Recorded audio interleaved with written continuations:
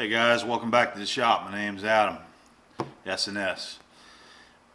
So it's been an eventful week for me this week. I had a lot that I've been going through, and some of you guys know, for the ones that follow me on Facebook. But I had to go to the hospital this week. I was up there for 4 days. And that's kind of why I've been a little quiet out there on comments and things like that. But I was feeling I knew I had something going on this past weekend. Last weekend I felt something. So Monday I went into work and told the guys about it there. And decided to go ahead. It was best to just go ahead and go to the doctor and get checked up and see what was going on. I felt my heartbeat felt different. So instead of going to my doctor, I actually went to one of our ERs around here, the hospital, and what they told me that I had was AFib. I got some literature right here because I can't remember how to say all this stuff. AFib, or also that's called atrial fibrillation. It has to do with the irregular heartbeat. So that's what I had. I had an irregular heartbeat, and it started over the weekend. And last weekend, I wasn't really feeling good, to tell you the truth. And that's when I was filming that work on the steady rest work. And so I don't know if you could tell in those videos, I really just wasn't feeling that good, and I was tired, and you know, we made some mistakes over there on those parts, and so I don't know if it has to do with that or not. Not making excuses, but anyway, during those videos, that's when that was going on, and then I wasn't sure what it was, and you know, Monday come around, I was still feeling bad, and everybody was telling me, man, you ought to go to the doctor. So that's what I did. I went to the doctor, and they hooked me up. They treated me good, and now we're getting over it. But yeah, I had atrial fibrillation, and then what they ended up doing was they wanted to check and make sure I didn't have any blood clots in my heart. So they did something called a echocardiography, or also known as a TEE, where they go down through my throat, and they basically like take a picture of my heart, make sure that there's no clots. And then to get my heart back in rhythm, because I was having an irregular heartbeat, the top and bottom of my heart was not in sync. It was the top part's trying to beat really fast, the bottom's trying to catch up to it, so it's all over the place. So I had a really fast pulse, and you know, I could feel it. That's what I was feeling, in irregular heartbeat there. So what they do is a procedure called electrical cardioversion, and they go down my throat also, and they basically shock me, and that shock puts your heart back in rhythm. So that's what we did, and that was pretty interesting. I was really nervous to have that done, and I finally went in to get the procedure done, you know, and they got the IV right here. You can see where it was at, and they're the lady that does all the medicines for me, you know, I can't remember what it's called now, but you know, she's the one that knocks you out. She said there was 3 different drugs that she was going to put in my IV. One of them was going to calm me down, which it did. She shot that thing in me, and probably within 10-15 seconds I was just like, oh man. I just laid back, and just everything felt at peace, man. And next thing I know, I was waking up. I'm like, did you guys do it? They're like, yep, you're all done, you're good to go. So she shot that other stuff in me, and it works like within seconds. It knocks you out. And then there's another one that she puts in you that wakes you back up. Basically, it reverses the reaction there. That's how I woke up so fast. But anyway, they took care of me, and then they kept me for a whole nother basically 2 days, because they wanted to make sure that everything was good, that my heart was going to continue to stay in rhythm. They've got me on some medicines now, just temporary. It's going to be a 6-week medicine that I have to take, one for my blood pressure, and then one to make sure that my heart maintains the rhythm that it's supposed to be on. So I'm glad that I've got good insurance. I went and picked that stuff up after the hospital, and that stuff would have cost me almost $600 if I didn't have insurance. But anyway, I'm feeling good now. I'm just resting for the remainder of the week here and the weekend. I'm just resting. I'm not doing anything strenuous. I'm not working. Like right now, I'm just sitting here and talking to you. And other than that, I'm just looking at the computer, or I'll be inside resting. That's about it. And I'll go back to work next week.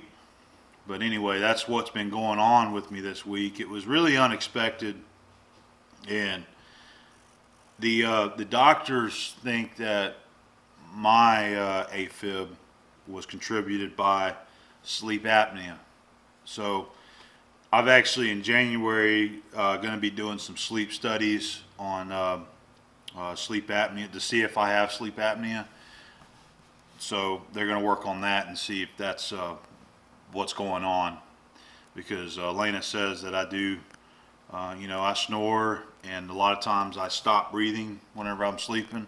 And the doctor says, yeah, that's that can contribute to it right there. Whenever you're out of breath for a long time and all of a sudden you take a huge gasp of air, that causes AFib. There's a lot of things that can contribute to it, but they're trying to pinpoint what it was, and right now that's their best guess. And then on the other things, I've got to do the normal things like exercise, lose some weight, eat better, things like that. So we're working on those, and we're going to try to make some changes here. So that's what's been going on this week. I'm not going to keep boring you with that stuff there. As far as the videos go, I think this episode of SNS, I'm just going to do some viewer mail. I've actually got a lot of viewer mail that's been coming in. So I'm going to show you some of this viewer mail. In the second video is going to go ahead and I'm going to post up the video of the steady rest. Me finishing the steady rest mods. So that'll be the second video there. And we've got some flea market stuff, some viewer mail stuff, and then I've already given you the updates on myself. So I wanted to point out again too on the steady rest video that I've had a few people come bring it to my attention that I did make a wrong measurement right there on camera. And you're right, I went down there and measured it, and that was the center height, top and bottom. The measurements that I give you, I said that I need to raise it, when in fact I actually need to lower it. And so you guys caught me on that, and that was just me not paying attention. I was reading my scales, not thinking about it fully, and I just assumed that by looking at it, I just told you wrong. Okay, that's all it was. So anyway, we're gonna go ahead and get to some viewer mail now, and thanks for watching, thanks for listening. All right guys, our first collection of viewer appreciation mail is this here, and this comes to us from Brad Jacob, and he is on YouTube as Basement Shop Guy. Go check out his videos. Brad's a really nice guy, and he does some really nice quality videos, and he's got a nice shop in his basement there. He's got some nice machines that he has restored, and he's got a very beautiful South Bend lathe, probably the prettiest South Bend I've ever seen. But Brad and I have become friends across this whole YouTube thing, and he told me he's got some stuff that belonged to his dad that he wanted to send me, and that's where most of this stuff come from, was his dad. And so Brad wrote me a letter along with this. By the way, Brad, you got some awesome handwriting, man. All beautiful cursive writing here. But He told me in his letter that his dad passed away last year. Very, very sorry to hear that, Brad. And just like me and my dad, they were very tight, and he learned a lot from his dad, and he was passed on his dad's tools. So a lot of the stuff that he's got here that was his dad's is all related to welding, cutting, grinding, that kind of stuff, like a welder's type toolbox. But he said that he had no use for this stuff anymore, or hasn't used them, and he said that he wanted to pass them along to me. So thank you, Brad. Everything here is good quality stuff, and a lot of it is older stuff. You know, you see names like Harris. There's a lot of Harris here, so I think your dad liked the Harris brand. There is what else did I see in here? Uni Weld. I forget now. But what we've got is some grinding wheels, flap wheels. There's different types of tips here, cutting tips. There is a couple tips here that I'm not familiar with. Some different parts for regulators here. Got some of the, what is this? The flints. Got some of the flints for the strikers. I always like these little metal tins here. Brand new Smith torch right here. This is actually for MAP gas, and I don't use, or LP is how it says on here. I don't have the I don't use an LP gas or MAP gas, but this is a really nice tip made by Smith right here. We've got some other tips right here. These are all made by Harris. There's a brand new piece of Rex AA tool bitting. Soapstones. We got some welding and heating tips right here, and a really cool A-bomb grade center drill for use in giant monarchs, as it says. This is a number 8 center drill, and thanks, Brad, man. This is actually, I love this size center drill, and I use them. I use them a lot at work, and I do use them occasionally here also.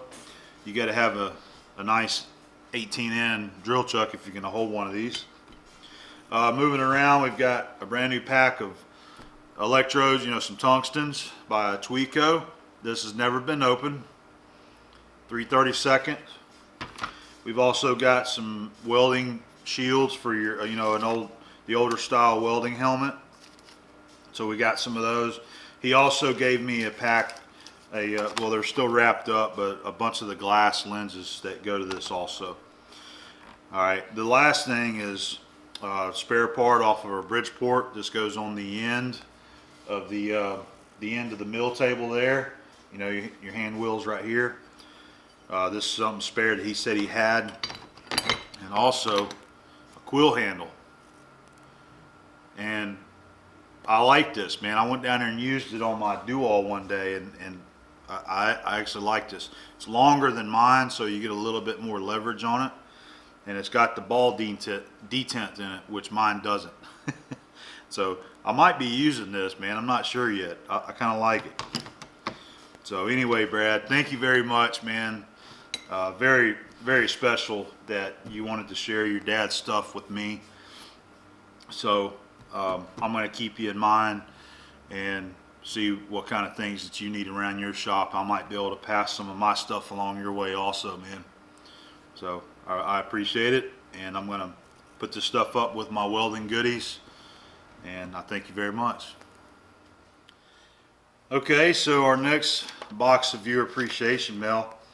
All right, this comes to us from Rich Applebaum. He is from Monroe, New York, and what we got here is a bunch of big giant carbides, some carbide tooling. And he's got a little letter here. He says, I recently picked up a box of carbide tooling from an estate sale. Some of the inserts are just a little too large for my 10-inch South Bend, so I thought you might be able to use them. I believe that the original owner worked at Sandvik and some of these might be factory seconds, reground, or unfinished. Hope you find these useful. Best regards, Rich. So these are some of the biggest carbide inserts I've ever seen before in my hand. I've never had any this big, but I believe this is some of these might be some older technology inserts here. This right here, you know, appears to be like a TNMG style of insert, and kind of give you an idea on size there. I'll kind of hold it up. But this is another big square one right here. And they're all Sandvik. You see Sandvik core mat on them. These are some square ones right here. Well, we got a hex shape there, a couple of them. And then this one, I actually think this is high-speed steel. It doesn't feel quite as heavy as it should, unless it's brazed on there, but it's got the peel coat on it. But I can tell this corner here is razor sharp. They've got this ground to a knife edge. I wouldn't know what that's for. And then there was another square one here that was still in a bag that's got Sandvik core mat on the bag there. I've only ever used stuff like this a couple times, where me and my dad had actually we had made a couple tools, and then we used some blocks of carbide like this to make a blade that spins in the ground and digs a trench. And we had silver brazed a bunch of these carbides to the bar to help keep it from wearing out so fast. But anyway, I'm not sure what we can do with these, but you know, if any of you guys need one of these, let me know. We'll send them to you. But Rich, thanks for sending them my way, man. They make a great conversation piece anyway. And I'll put them. I've got a can with some big carbides in there, and I'll probably just put them in that can and go with the others there that I have. So, but thank you for sending them to me, man. This is great. I was actually getting ready to put these up in my can, and I thought I would show this to you. My Sir Walter Riley can of smoking tobacco, but it is slap full of carbide, and a lot of them are this size right here, like a rectangular shape of carbide. But there's also a bunch of these in here too, and you can probably recognize that shape being used for like a right-handed or left-handed turning tool.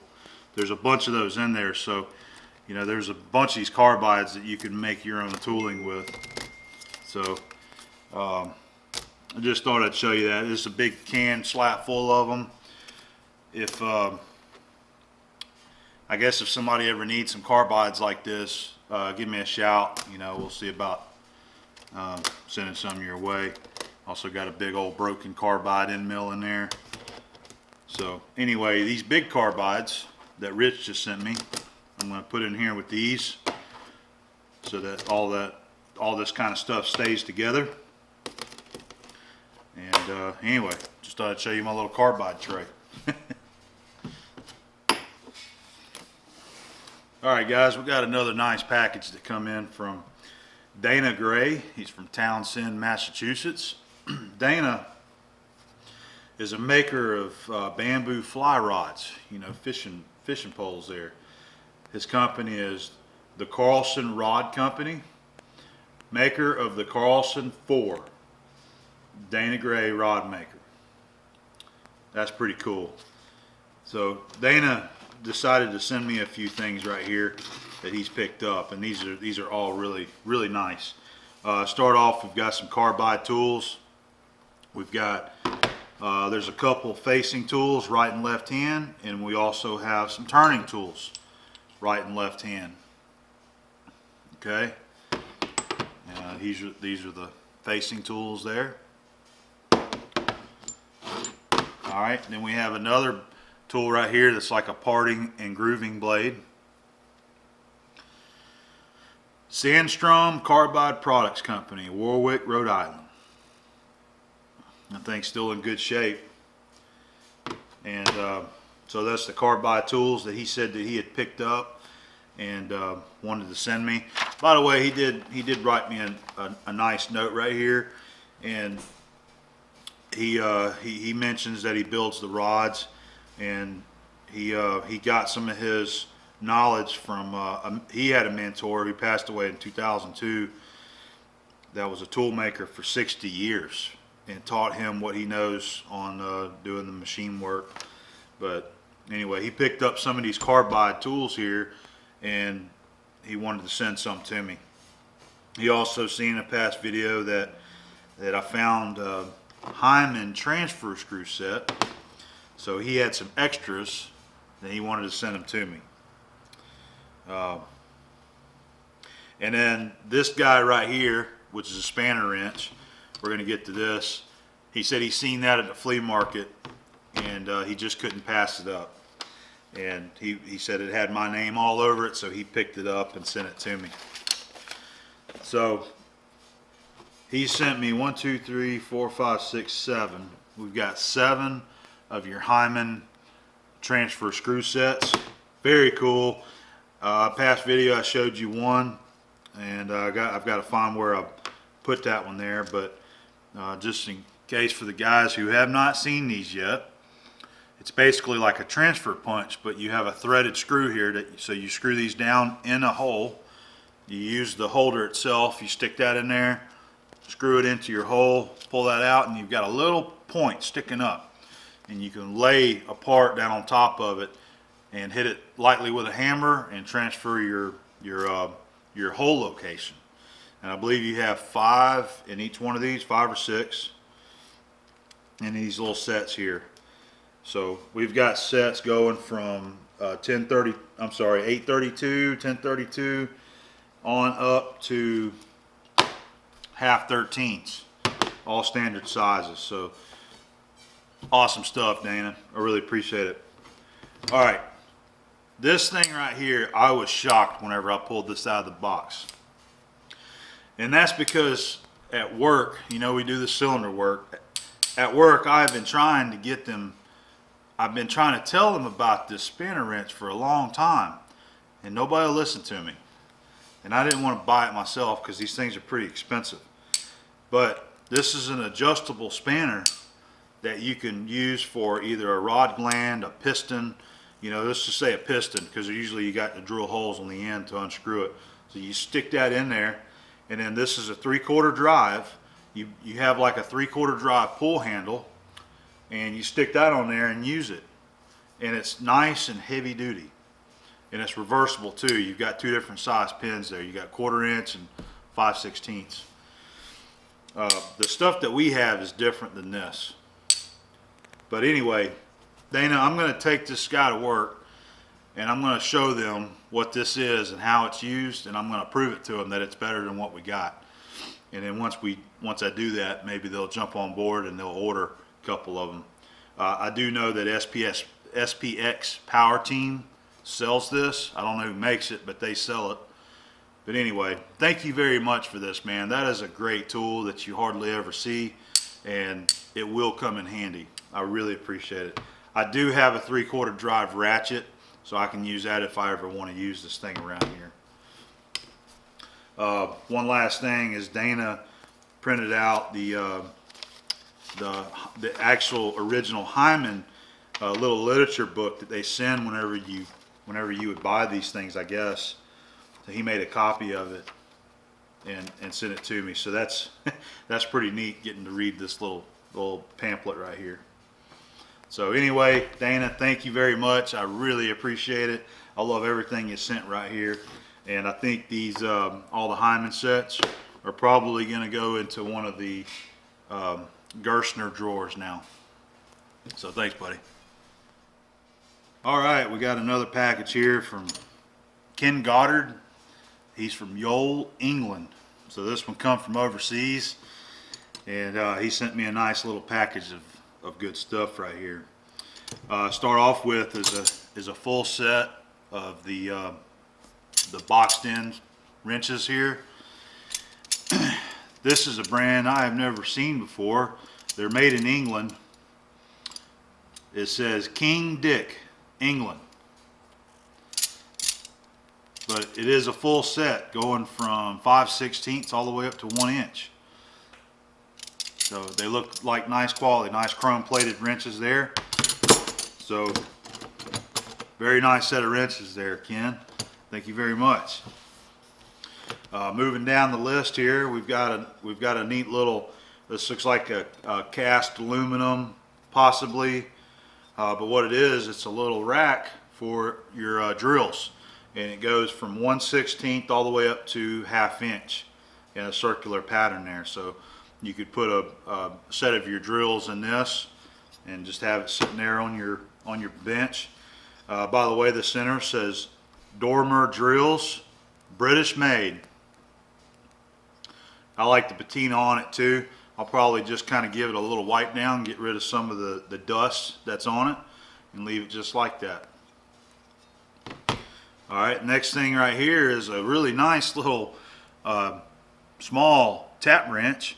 And at first I thought this was a Sterrett, because a Sterrett makes one that looks almost like that. But I knew it wasn't quite a Sterrett, and I finally found the name on it. And this is a Moore and Wright, made in Sheffield, England. One of the differences between this one and a Sterrett that I know is that a Sterrett does not have a lock nut on the moving jaw right here. So you can adjust it to where you want it and get it tight, and you can run this little lock nut down and lock it in place. Neat little feature I've never seen before. But that thing is in good shape. We've also got another nice little Moore and Wright tool right here. Toolmaker's clamp. Look at that guy. This is what I've always considered like a machinist parallel clamp, and the markings on that thing is just beautiful, man. With the hardening that's been done on it, you've got the different coloring on it. Looks like it may have very little use, if any at all. Moore and Wright. So that's a nice little tool right there, man. That one's very clean and in good shape.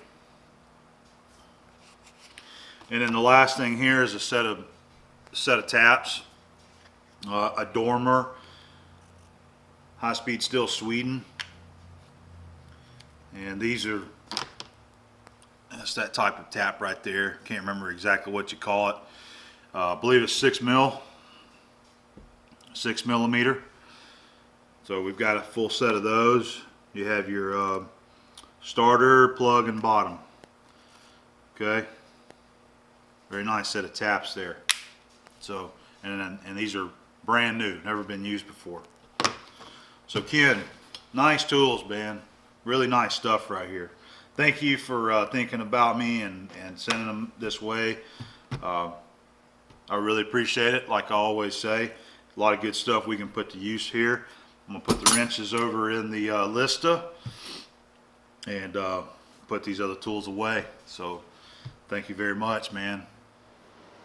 Well, it's Saturday morning. Decided to get up and go down to the flea market and make a little walkthrough, see what I could find.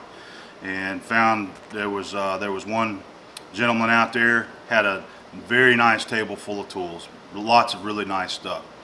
It was the kind of table that you're looking for. You can spend 30 minutes there digging through everything, and he had some nice stuff. So the only thing I bought from the flea market was from his table. I thought I'd share it with you. Another little quickie. Bought me a couple of these General scribers the other day from work. I ordered them, and now I've got me a couple good Carbide tip scribers. Bought one, left down at work. So anyway, this guy I ran into, he had, over on the side of the table, he had a entire stack of ball peen hammers. If I could have bought that entire stack, I probably would have made a nice dent in the amount of hammers Tom has got collected.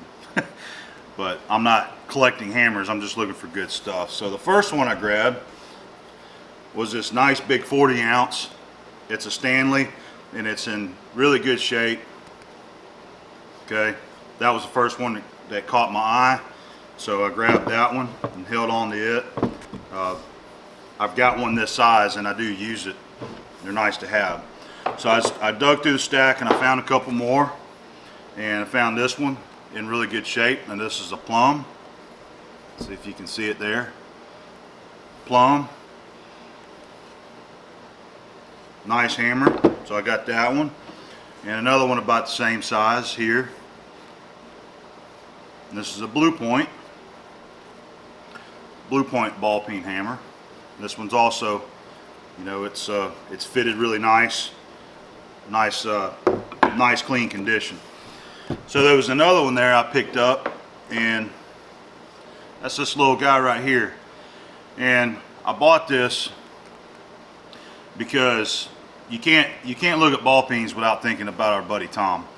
He's got a nice hammer collection, so I picked this up for him because it's got Winchester on it, and it's very hard to see it, but it's on there. So Winchester put their name on this ball peen here, so that's pretty neat. And I thought it was pretty unique, and I didn't know if Tom, if you got one like that, but I mainly picked this one up for you. So if you're interested in this Winchester ball peen, let me know. I'll stick it in the mail and send it your way. If you already got one, maybe I'll just keep it for me to use around here. The hammerhead's actually in really good shape. The handle isn't as good condition as I wished it would have been, but cool little ball peen. And like I said, man, he had a pile of these things. So he also had this pull handle here. I picked it up. This is a Bonnie, so it's very old, but it's still in good shape. I grabbed that. And then the last thing, he had a big stack of hacksaws. And I seen this one on the top there, and what caught my eye was Sandvik. So most of you guys probably know Sandvik. That's a, you know, carbide insert tooling company. So I don't have a little saw this size right here, and I thought that could be useful from time to time. So I grabbed that, and he even threw in another Nicholson hacksaw blade there with it. So grand total for everything was $28, and all the individual prices added up to quite a bit more than that. So he settled on $28, so I paid him, and I'm real happy about it. So that was a really nice little tool score there, and I look forward to seeing his table again, because he had his pickup truck there. He's got one of those camper shells on it, and it was just stacked full of plastic cases and toolboxes in there. And I told him, I said, well, what about all that stuff? He says, nah, I ain't pulled it out yet. I pull a little out at a time, let some of this stuff sell, and I pull out some more. But I told him I'm always interested in machine shop related tooling, especially like, you know, tap wrenches and things like that. And he says, oh yeah, I got all kind of machine stuff at the house. Maybe one day I'll pull it out and bring it out here. So I hope to see him again in the future, and he's got some more machine shop stuff. He had a few things there that spring calipers and things, which you already know I've already got a pile of, so I didn't pick up any of those. Anyway, there's the flea market score for this week.